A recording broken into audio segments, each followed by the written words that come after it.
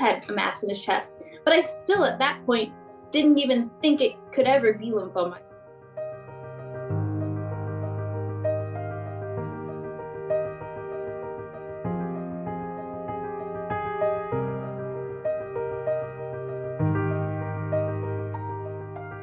My coughing had progressed a lot more where, I really couldn't do anything or even say anything longer than a sentence without coughing nonstop.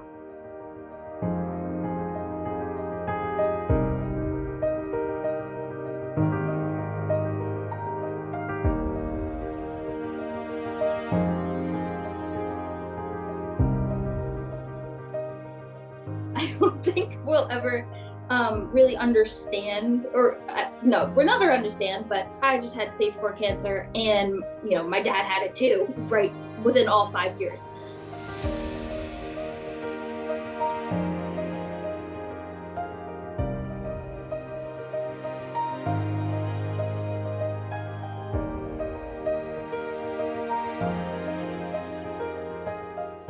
I work in private wealth management, so I manage a team that oversees investing high net worth individuals' accounts, and I enjoy developing, my team members and associates that report to me. In my spare time, I definitely like remaining active. Dance has always been a background, something that I've done since I was 2.5, 3 years old, and I studied dance in college with a focus on economics, but remaining active has always been something that's important to me. In the winter we go skiing, and spending time with family, it's always been very important to me. And I just got married in April, so all those exciting things that come with that has been at the forefront of life right at the moment. My dad is, with my whole family, we're very healthy individuals. My dad specifically, he works in construction, so literally an active job.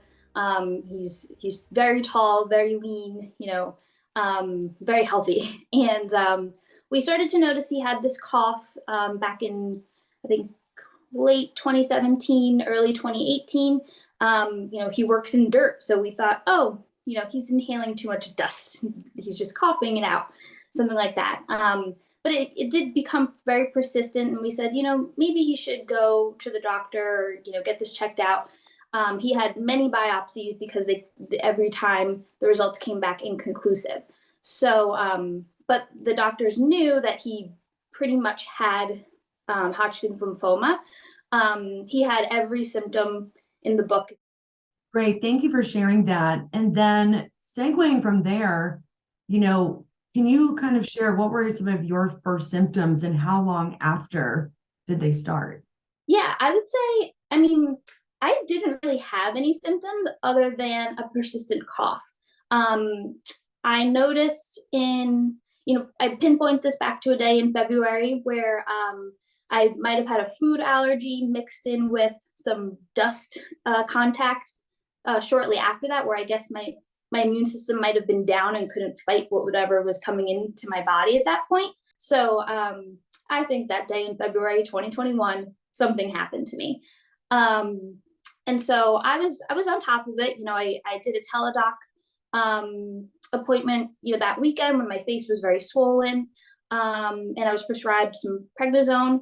A few weeks later, I still didn't feel very well. I still had itchy lungs, and I went to the doctor in person, and they prescribed me, I think, allergy medication.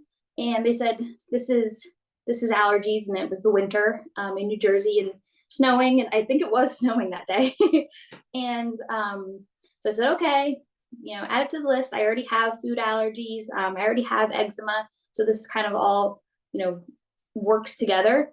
And then I went back I noticed shortness of breath in April 2021 when I was actually supposed to get married in April 2021. So my husband, then fiance, we were in Newport, Rhode Island for our would-be wedding date. And we were walking around, and our hotel was over a little bridge that had, an incline.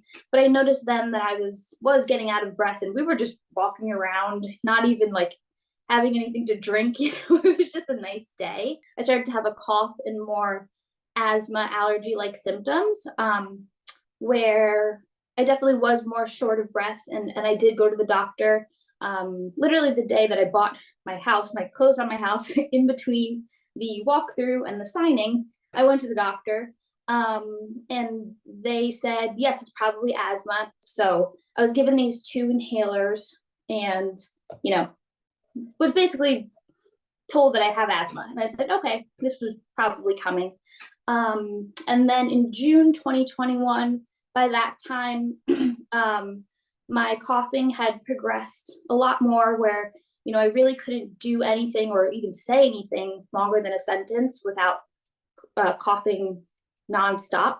It was impacting my work, where, I speak a lot, I do training for my team, and I couldn't get through a presentation without coughing or even a sentence.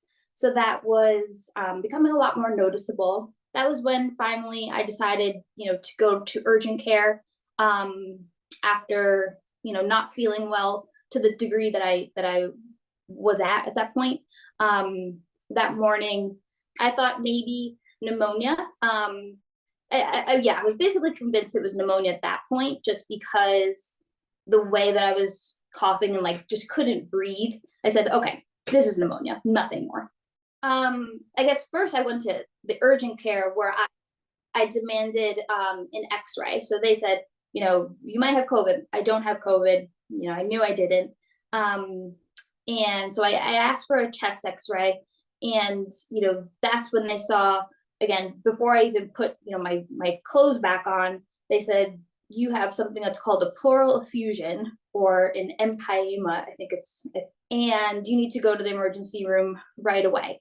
And now this was actually a different medical group than where I ended up getting all of my treatments.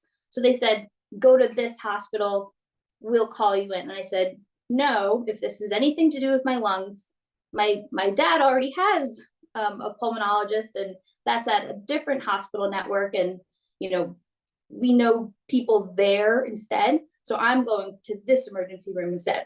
So it was a little back and forth, but so they called it into the hospital that I wanted to go to. And I think that's really important, because, you need to advocate for where you want to go, what you want to do, because it is all about you at that point. So then I did eventually get to the emergency room. And this is the middle of the day on a Monday. And the second I said my name, they said, we've been waiting for you. They pulled me into another room, threw a gown on me, started to do all these tests. And mind you, I've never been to the hospital other than, from when I was born. I go to the doctor on my yearly visits, nothing more, nothing less. So for me, all these tests, all these patches on me, getting a little nervous. And then they said, okay, we have your blood. The second I got to the emergency room, I think I was 101 or 102. So I think my body was just saying, okay, this is time. We're going to show every symptom we have now.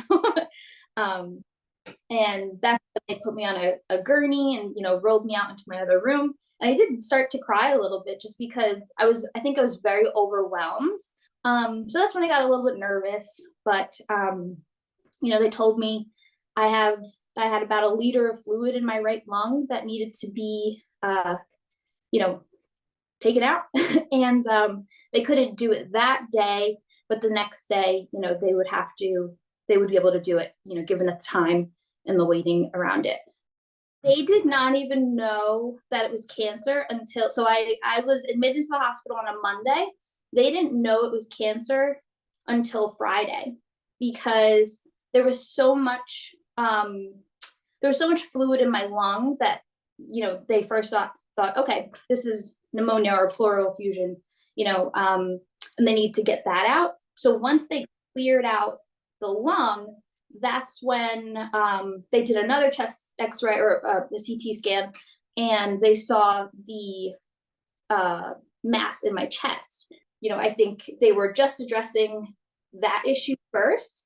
And then, next they said, oh, by the way, it literally was like that, rolling into the OR, can you sign here because we're also going to biopsy this mass in your chest?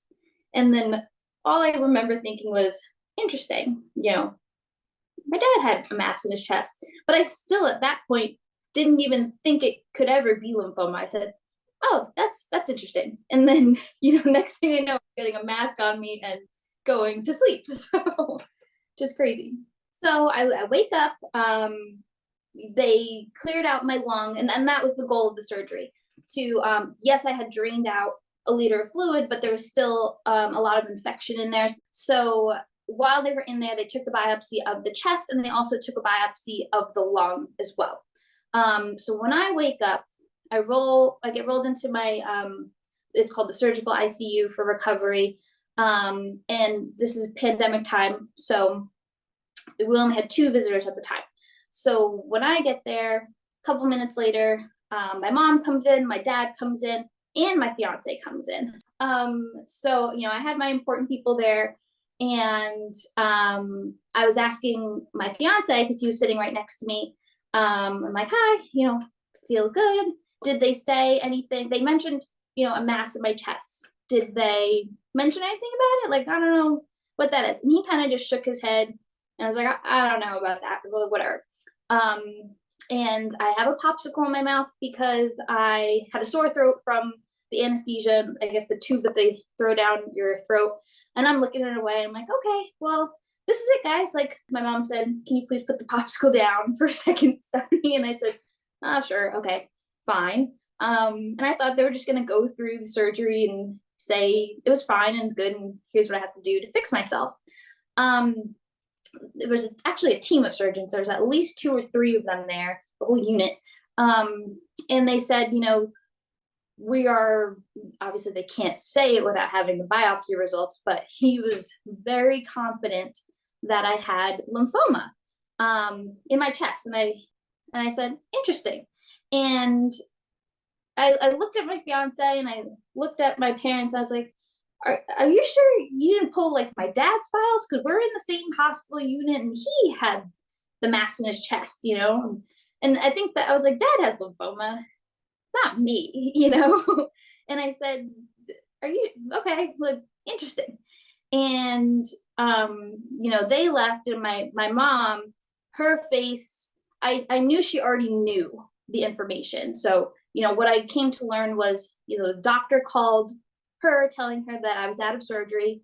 And he said, I was able to look at the actual mass and at the cells, and I believe it's lymphoma. Again, they can't confirm that without the pathology report, but for him to say with his own eyes that he saw it, comparing again to my dad's experience where they thought they had enough tissue so many times and they still didn't, even though he had lymphoma by the symptoms, where I had a cough. So for her, she had said, please do not tell my daughter until I get to the hospital with her father, with her fiance. I think, she cannot hear this news alone. And that's how they got the 3 visitors into the hospital, because, she said that. I mean, I still think it's absolutely bizarre. I don't think we'll ever really understand, or no, we'll never understand, but I am not sure when I'm going to say, oh, yes, I just had stage 4 cancer, and, my dad had it too, right within all 5 years. So I was very calm. I don't think it actually hit me until someone mentioned, family planning.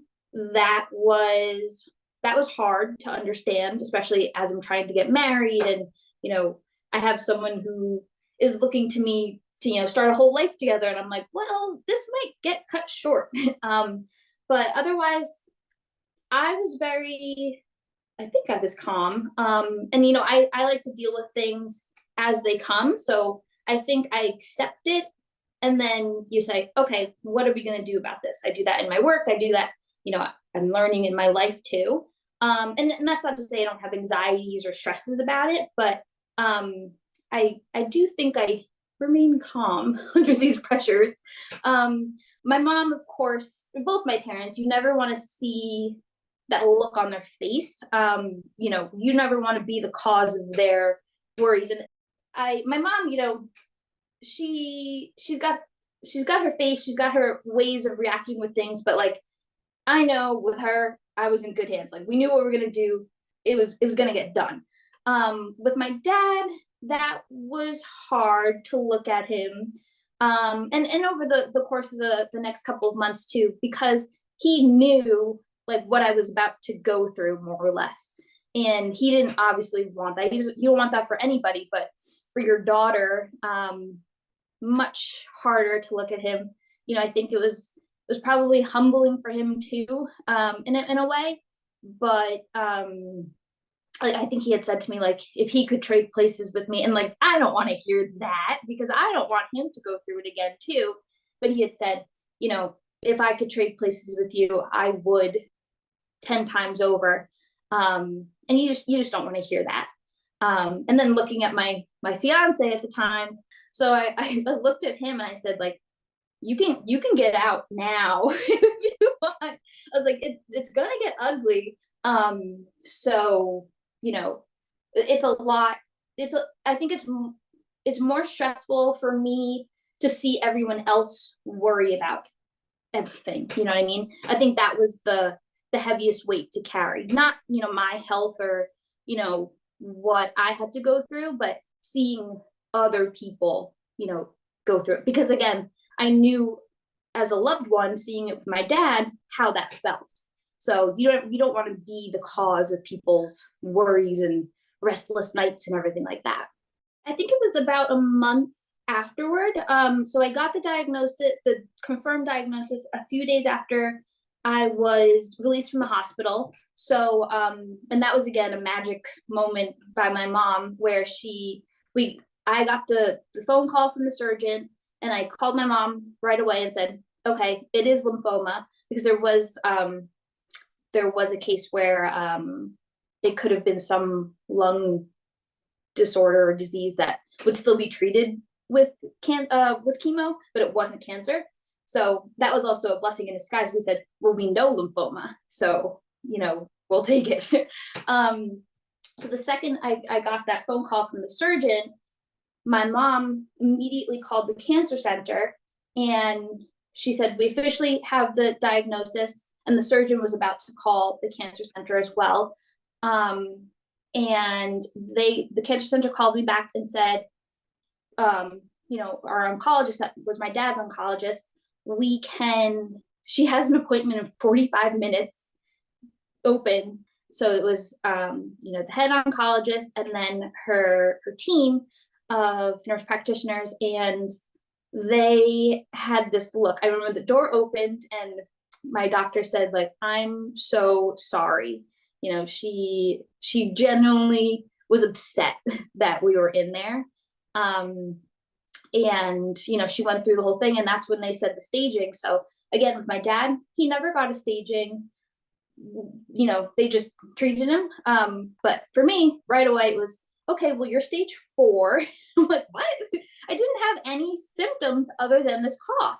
But, you know, now learning my lung was, you know, completely infected, and, you know, that was all the cause for it. So yeah, stage 4. And then you know, we wanted to do family planning. She knew I was getting married.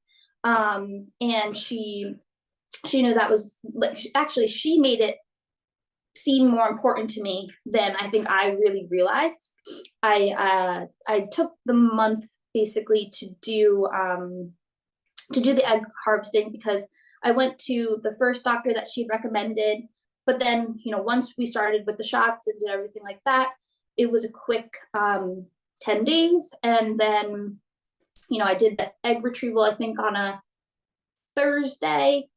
That Friday, I did my first round of chemo, well, immunotherapy, and then rolled right into chemo. So it was the end of July 20 something was when I first started the chemo treatments.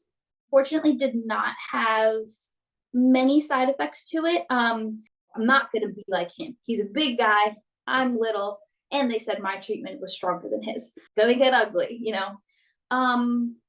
but other, like, in reality, didn't have much.